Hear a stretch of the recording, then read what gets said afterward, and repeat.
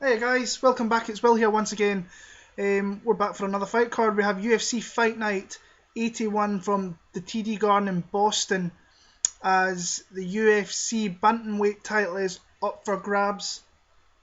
As TJ Dillashaw, the reigning defending UFC Bantamweight champion, faces the fighter who never ever lost his UFC strap in the Dominator Dominick Cruz, the former WEC king, the former UFC champion, as I said, who never lost his title and has been plagued by injuries. Overall, there's some really good fights in this card. Some of my favourite fighters are on here, so looking forward to breaking down those fights. We have some new fights. The reason I'm out a little bit late with this is because it's been yesterday. This card took a shitload of changes. It took a lot of hits yesterday, people jumping out. Some of them have been filled, some of them haven't, so that's why I was waiting the extra day or so. Just a couple of shout outs. Severe MMA, the podcast, guys, go listen. I promise you won't be disappointed with Sean and Andrew. The Parting Shot podcast with James, a guy I looked up to a lot, James Lynch and Carlin Bardsley. Please go listen.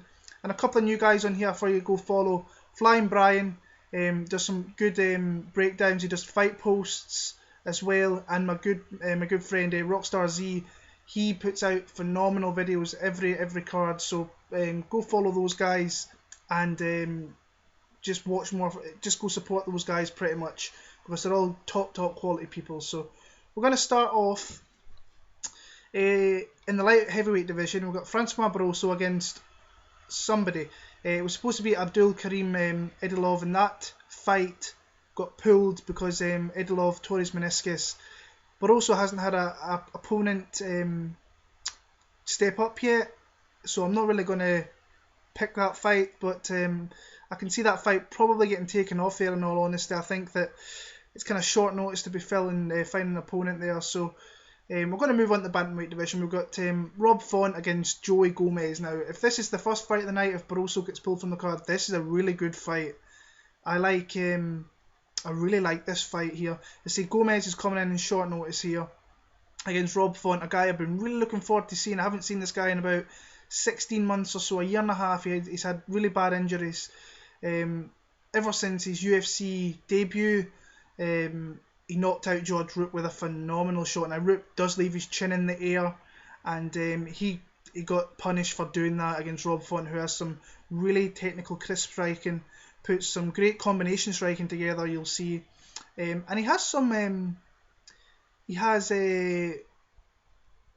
skills when it hits the ground as well. He caught a beautiful Bravo choke a couple of fights before he went to UFC against Ansa Abdullah in CS. He fought in there predominantly, and that's a great fight promotion. They put on a great card last week there, CS.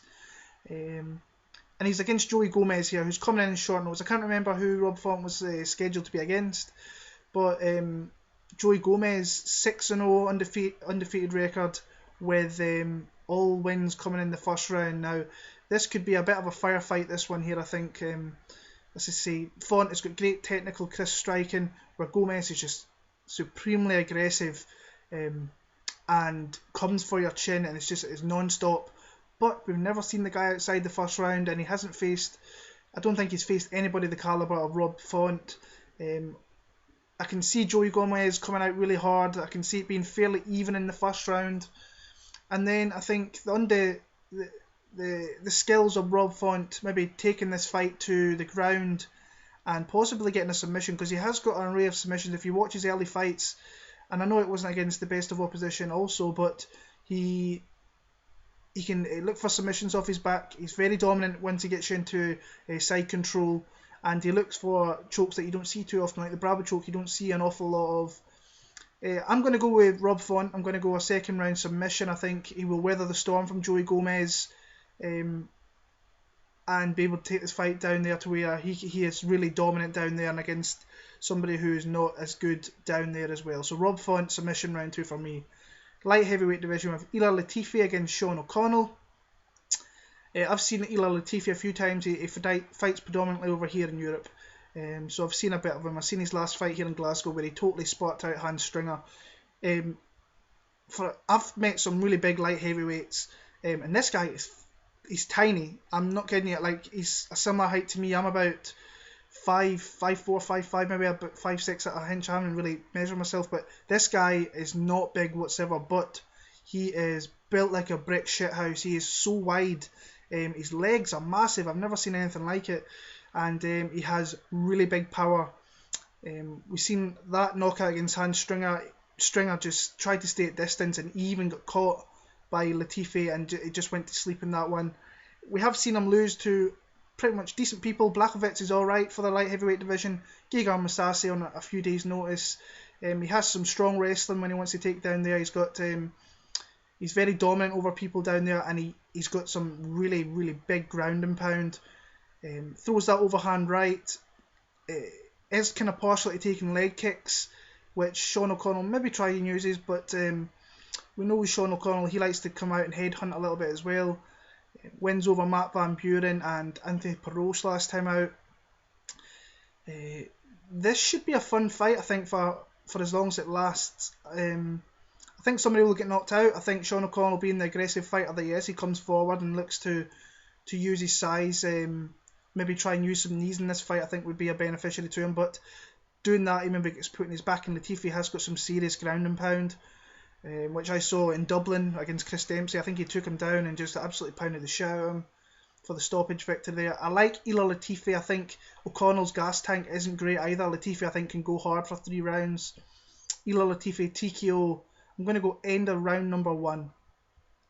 Moving on to featherweight division, this is the fight that's just literally got put together with Charles Rosa, who was supposed to be against Jimmy Hayes. Jimmy Hayes pulled out last night, and he's against Augusto Tanquinho Mendes. Now, if you don't know about Tanquinho Mendes, this guy is a really, really good Brazilian Jiu-Jitsu. He's a former world champion, a 2-time former no-gi world champion.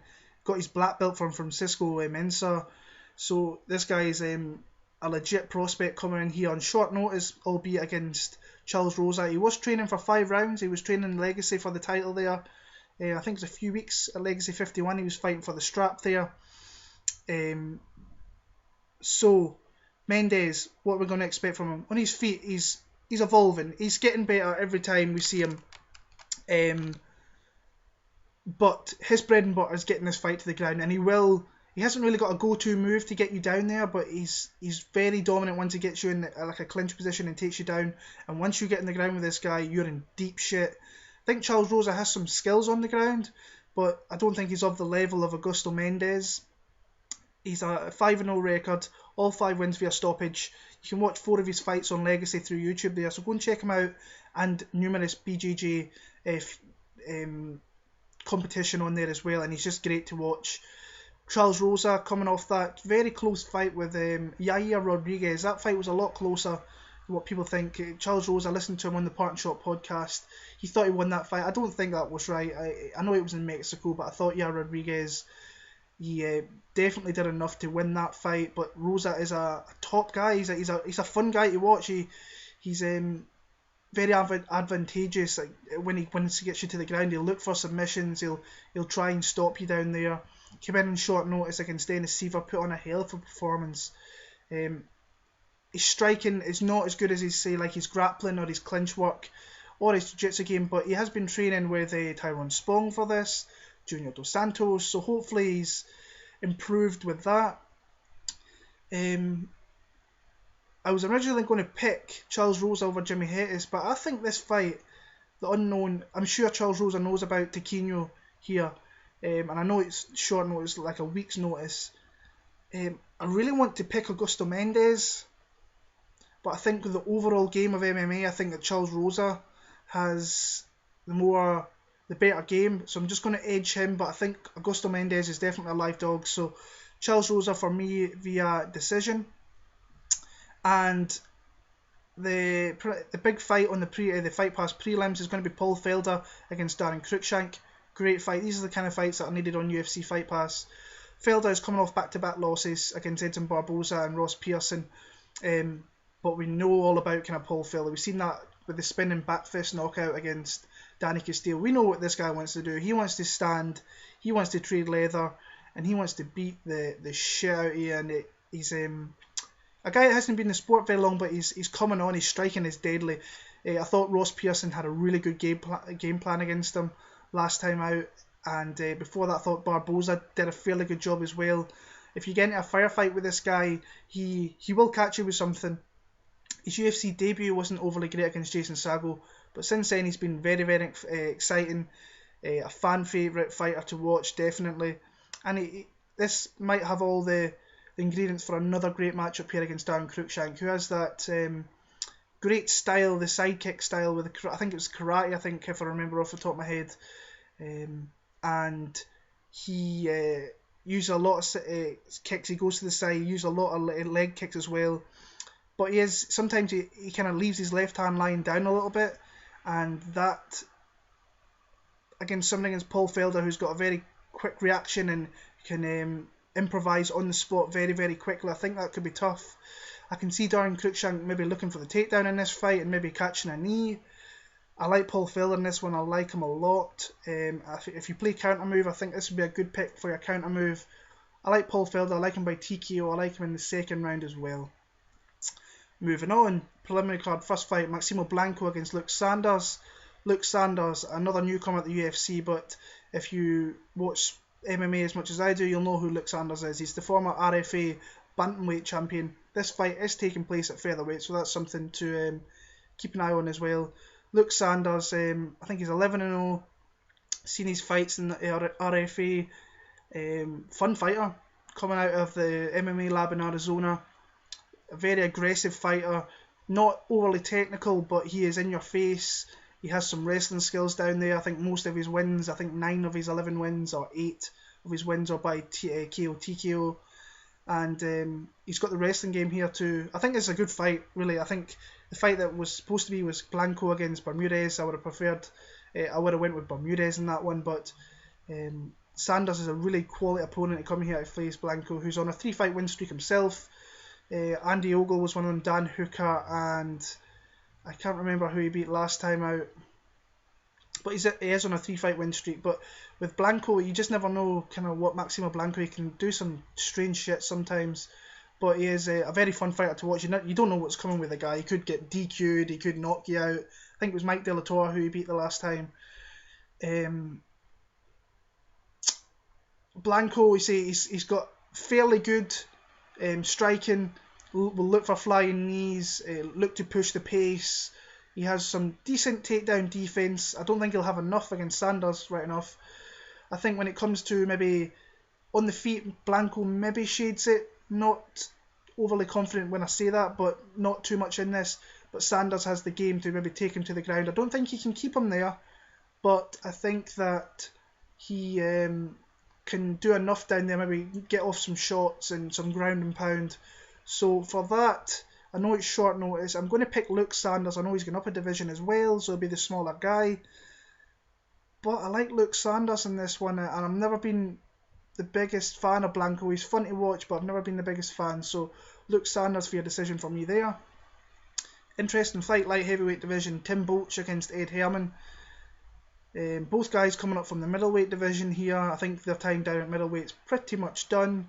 So these guys are definitely on the tail end of their career here. This could be the last time we see either one of them, I reckon, in the UFC. So we'll start off with Tim Boetsch. He's coming off back-to-back losses there. I think he got knocked out by Hendo last time. He lost before that. I can't remember off the top of my head. He got blitzed and ran into the Hendo bomb in New Orleans last year. A guy who, very powerful. You cannot get in the clinch with this guy. He throws uppercuts like they're going out of business, like he did against Okami. If he puts you against the cage, you're in big, big trouble. He's got some heavy ground and pound as well, but he is prone to getting hit as well. So against somebody like Ed Herman here, who's coming off a loss to Derek Brunson, who's a guy who's surging through the middleweight division. He's a guy who's trading wins and losses as well. Before that, he did beat Rafael Natal, who is a very tough fighter to face in that middleweight division. He beat him there. But Ed Herman, we don't know too much about him in the light heavyweight division, but what I do know is that this guy has a win in the light heavyweight division over Glover Teixeira, and that's not a bad scalp to have in your resume right about now. So Ed Herman is the underdog in this fight. I think if he can stay away from getting his back put against the cage and not leaving his head in there to really be hit by Boetsch, because Boetsch has power and he has a lot of heart. He can get hit and come forward and hit as well. So if this goes to the ground as well, I think that Ed Herman's got enough. He's very savvy on the ground. He's got a lot of nice sweeps when he gets down there. He's faced some of the best guys. He's lost a lot of the best guys right enough down in there. But I think I like the underdog in this one. I like Ed Herman. I'm not sold on Tim Boetsch being a big favourite in this one, so I'm going to go Ed Herman. I think he could submit Tim Boetsch in this one. So I'm going to go a submission early in round number 3 once both guys get really tired. Lightweight division, another fight which has got changed up in the last few days. Chris Wade against Mehdi Baghdad. It was supposed to be Mirbek Taisumov. Taisumov couldn't get into America due to visa issues. And Baghdad, you probably know this guy from if you watch The Ultimate Fighter, a lot of people don't. He was on the previous season on Team McGregor, where he faced Artem Lobov to get into the house, beat Lobov. Now, I'm a fan of Lobov because he's just an anytime, anywhere fighter, will fight anywhere, and will fight different weight classes on days' notice. I think he wanted to face Charles Rosa, and he's already got a fight lined up for February as well, so says a lot about Artem Lobov. He just wants to fight. But then he lost to Julian Rosa on the show. Outside of the UFC, the little bits we've seen on him, he is the RFA lightweight champion. He trains out the Black House with like Anderson Silva, and I know he's got a lot of accolades with his striking outside of that. I can't remember off the top of my head what it is. I never really looked into it, but I heard on the show. Chris Wade, a kind of grinder type fighter who wants to put you up against the cage, wants to take it down. I think he was a Division 3 All-American wrestler. Striking is improving every time you see him. I think he's on a 3-fight win streak. I can remember the submission of Zosa in there. It was his first fight. I can't remember his other two. But I definitely one of these grinding fighters who looks to get you in the clinch, looks to take you down, looks to just pummel you from the bottom, and looks to win from there. I think the style that he has is not great for Baghdad in this one, so I'm going to go Chris Wade via decision. And the top fight on the preliminary card is Patrick Cote against Ben Saunders. I think this could be a very fun fight. Two veterans of the sport who are... I think Patrick Cote is actually looking very well at the minute. I think he's looking good. Thought Ben Saunders, he's looking alright as well. Both guys coming off wins. Cote is coming off a really nice victory over Josh Buckman, which sent him down to the lightweight division. And Ben Saunders is coming off a win over Kenny Robertson. Breaking down both these fighters, Patrick Cote, a guy who has decent strikiness and decent power. I think it's kind of waning a little bit as it's going on. He did hit Buckman with some big shots, and eventually I think he got the stoppage in that one, if I remember right. He's starting to show a little bit of his grappling chops now, which is quite good. And he's going to need them here because Ben Saunders is one of the most dangerous guys once he goes to the ground. When he goes to his back, he looks for submissions and he finds submissions. He uses the rubber guard very, very well. He's got a range of sweeps that you've got to watch out for with this guy, and he will look for omoplatas, gogoplatas, and he's not far off pulling them off, and he gets into those positions where he can actually get back to his feet. Takedown defense is horrendous. It always has been because he doesn't mind being off his back. And his striking, he's a very lanky, long fighter, doesn't use it to his advantage too much. Sometimes he'll get you in the clinch and he'll use his knees alright, especially against the cage as well. But I think Cote is just savvy at the minute. He's really good at winning the fight everywhere, which he has been his last few fights. I like Patrick Cote, but he has to be very, very careful if this goes to the ground because Saunders is a finisher once it goes down there. So Patrick Cote via decision for me. Moving on to the main card, we have Ross the Real Deal Pearson against Francisco Masaran Duba Trinaldo. I think he's a guy I've constantly picked against, constantly written him off, and constantly has he shoved that all that stuff right down my throat. So coming off wins over Norman Park in Brazil, which I thought was a little bit... It was a very close fight. I think I scored it for Park, but his last fight against Charles Laprise went to Canada and knocked Charles Laprise out with some massive shots. The one thing that I don't like about Trinaldo is he has really bad gas tank, and it shows, especially when he gets into that second round against a fighter like Ross Pearson, who I think he's a little bit up and down at the minute. You have to be really careful.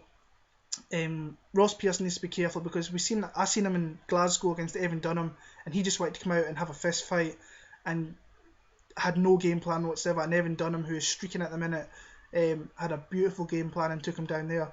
But then he probably got to step up an opponent with Paul Felder, in my opinion, and had a great game plan, came out there and did everything pretty much perfect, and got a 29-28 victory in that fight there. A guy who's been around for a long time, who'll want to keep this on the feet, so this could be fun, because Trinaldo is predominantly a striker.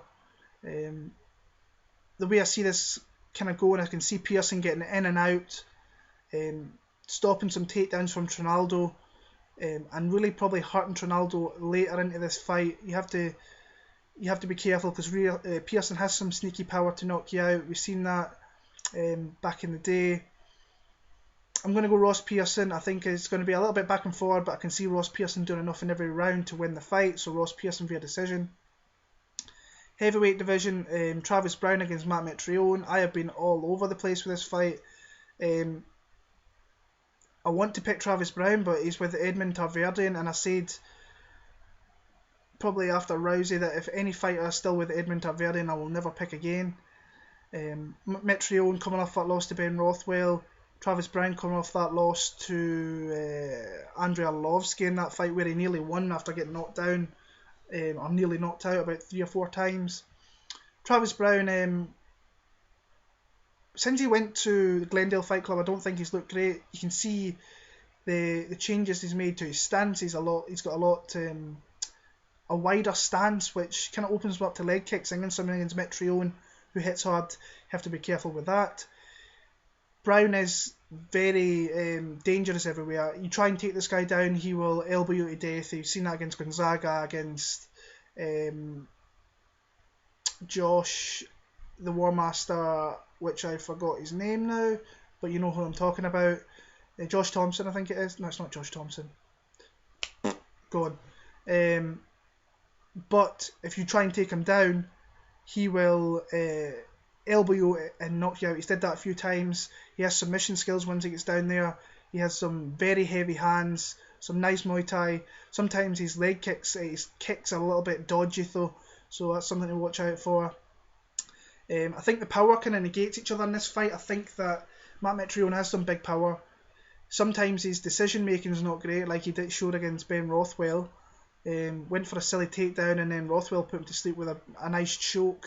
So hopefully he just stays away from that, because since he went to the Brazilians, I think his striking's been really, really good, but he's not a grappler. He's never going to be a grappler. I know he came from NFL and stuff like that, but I think he needs to keep this on the fight, keep this on the feet to win the fight here, but it's a dangerous fight. It's a really 50-50 fight for me. I went with Travis Browne to start off with, but I think I'm more confident in Matt Mitrione, so I'm going to go with Matt Mitrione via knockout in the second round. Co-main event, Anthony Showtime Pettis against Eddie Alvarez. Love this fight. Love this fight. And it's great to see Anthony Pettis back, because I'm a massive fan of his. One of my favourite fighters of all time. And a guy who, it's just great to see him back, because the lightweight division, there's so many good fights in that division for him. Yeah, I think he's one of the big guys in that division. Coming off that loss to RDA where he got totally dismantled, put against the cage, got pressured really badly and just didn't react to it, and RDA, all respect to him, won that fight very convincingly, and he took a beating. I think he's going to come back here. He's training with Izzy Martinez out of Chicago, who's really trying to help his wrestling, and hopefully we'll not kind of see that in this fight, because Eddie Alvarez, he's a good fighter, but I don't think he's the top echelon of the lightweight division. I really don't. I know he beat Gilbert Melendez last time. He's had some wars in Bellator previous times. He came into the UFC against Donald Cerrone and he got lit up like a Christmas tree with leg kicks, body kicks. And with Anthony Pettis' style, he uses that kind of pawn left, and he comes up high with, like he did against Joe Lozon, comes up high with the shin to the chin, and he had some really good leg kicks as well, so it's something you have to really be careful with. Alvarez, I think, is going to look for the takedown, but with Pettis, he's one of these fighters that if you just give him the slightest little bit of opportunity, like we've seen with Benson Henderson, Gilbert Melendez, you think you've got him against the cage, and then he catches you in a submission. So that's something you have to be clear of. I think that the reactions of Anthony Pettis is going to really hurt Eddie Alvarez here, and I can see him feinting to go low in a low kick and catching Alvarez with a high kick. So I'm going to go for a knockout by Anthony Pettis. It might be a little bit. I know I'm a big fan, so it might say like, oh, you're picking him because you're a fan, but I think he's got a really favourable matchup here, and I will be betting big on him via knockout personally. I think he needs to come back with a bang to get himself back up into that talk of a title again. So Anthony Pettis, I'm going to go first round knockout, which might be tough against some of Alvarez's standards, but I think he can do it. And the main event, we have TJ Dillashaw against Dominick Cruz. If you follow me on Twitter over the last probably week, I've been saying I'm still not decided on this fight. And as I sit here, I'm kind of decided who I'm going to go with, but not very confident whatsoever. We all know about Dominick Cruz, WEC champion, UFC champion, never lost the belt. This guy's had 1 minute of fight time in 4 years. Now, could you imagine what this guy could have been like if he was fighting 2 or 3 times a year in that time span? He could have been huge, could have been a really big name in the UFC. But injuries have really played a part in this guy's career, and it's a shame because he is a really top quality fighter. You actually forget how good a fighter he actually is. If you go back and watch, I did, and just people going about, oh, they're very similar in their movements, and they are a little bit, but Dominick Cruz's his style is so unique. He's got some beautiful. His footwork is unbelievable. I love watching. Like, if you watch footwork, it is just beautiful to watch. TJ Dillashaw has it as well, but Dominick Cruz has switch steps which he hits up with feints. He has quarter pivots which he moves and feints. He can throw the left jab out there with a quarter pivot and hurt you with that jab. We've seen against Takeya Mizugaki, he feinted with the right, ducked down with the left, and before you know it, Takeya Mizugaki is on his back. Tried to get up, Dominick Cruz is on his back, and from there he knocked him out with inside the next 30 seconds, which is something Dominick Cruz, he's not known for his knockout power, but he did in that fight there. Against Demetrius Johnson 4 years ago, showed some amazing wrestling. He got taken down himself, but then he German suplexed Mighty Mouse. He has that wrestling background, very good on the ground, and once he gets you there, pretty dominant, keeps you there. I know Mighty Mouse did well getting back to his feet. But he is prone to getting hit a little bit. We've seen Faber drop him a little bit, and I think TJ Dillashaw is a lot faster striker than what Dominick Cruz is. Uriah Faber is, sorry. So TJ Dillashaw, we've seen pretty much since Dominick Cruz has been out, Henry Brow took over for a little bit, that this guy has came and just went, taking it to the next level since he's been with Bang. He's interesting to see he's moved to his new camp at Elevation in Colorado. Similar style, but I think he's a more powerful striker. I think he's the quicker reaction striker. He switches stances very well, as does Dominick Cruz. But I think he uses more of his kind of body more as a tool. His leg kicks are very, very good. His high kick is good as well. And he has the wrestling skill. I think wrestling's pretty close in this one, but I give it to Dillashaw. And he has the power. We've seen he had late knockouts of Barao, a very late one in the first fight, and a late one against Joe Soto as well. I can see Dominick Cruz just feinting, trying to get in for a takedown, and I can see maybe Dillashaw catching him with something, but Cruz is so tough to finish that I'm not going to pick a finish in this one, and I'm going to pick... I really want to pick Dominick Cruz, and I have done for... I think actually Dominick Cruz, if you watched last night, the show that they put on for, I think it was Fox, Dominick Cruz is well and truly in TJ Dillashaw's head. Cruz is one of the smartest fighters out there analytically. You look at his, you watch him on the TV and he's so good to listen to. You watch him in commentary, he is amazing.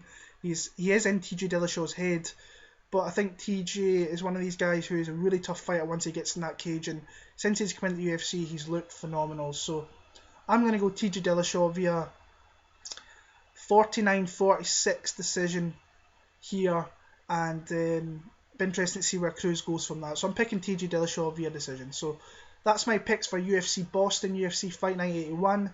I will be back for UFC on Fox 18, Rumble versus Bader.